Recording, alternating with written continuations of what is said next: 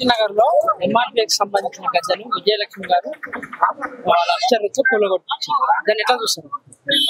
ఇప్పుడు ఇది ఇప్పుడో అప్పుడో కాదు, మందకృష్ణన్న నిర్ణయించింది.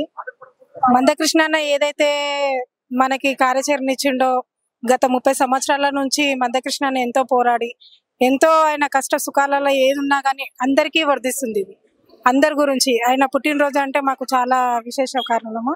దాని విషయంలో ఎక్కడైనా కానీ మేము ఒక సంబరంగా తన అన్నగారి పుట్టింది చాలా సంబరంగా చేసుకుంటాం. మేము ఒక పండుగలాగా చేసుకుంటాం.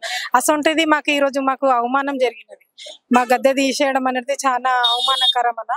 ఏదైతే ఉన్నదో అదైతే మేము ఊరుకునేది లేదన్న. ఇప్పుడు ఏదైతే గద్దె తీసేసారో అక్కడికైతే మేము కంపల్సరీ వెళ్తాము. అక్కడ గద్దె కూడా నిర్మాణం చేస్తాము. అక్కడ దేనికైనా కానీ 2 రాష్ట్రాలలో ఎక్కడ మేము ప్రజల్లో ఉన్నాము, మహిళలు కానీ మన అన్న వాళ్ళు కానీ ఎంఆర్పిఎస్ అనేది మేము అక్కడైతే కంపల్సరీ మేము చర్య తీసుకుంటామని అనుకుంటున్నాం అన్న. తన తప్పు తను ఒప్పుకొని క్షమించండి అని కోరుకోవాలని మేము కోరుకుంటున్నాం. పోలీసు వాళ్ళు కూడా ఏమంటారు? వాళ్ళు సహకరిస్తామని అయితే చెప్పిర్రు. అక్కడ ఇప్పుడు ఎక్కడైతే ఉన్నదో మేము అక్కడ మేము సహకరిస్తామని అంటున్నారు. సహకరించాలి. దాంతో పాటు మాకు తను క్షమాపణ కూడా చెప్పాలి.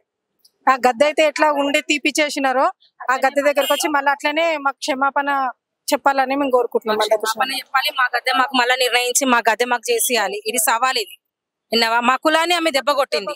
మా కులాన్ని దెబ్బ కొడితే, మహాబాబు మీద దెబ్బ కొడితే మేమైతే ఊకునేది లేదు.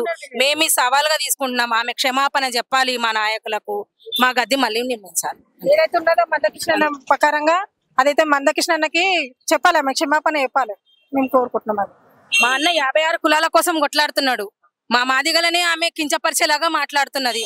ఆమె దీనికైతే క్షమాపణ చెప్పే తీరాలి. ఆమె లైక్ చేయండి, షేర్ చేయండి, సబ్స్క్రైబ్ చేయండి. మరిన్ని వీడియోల కోసం బెల్ సింబల్ పై క్లిక్ చేయండి.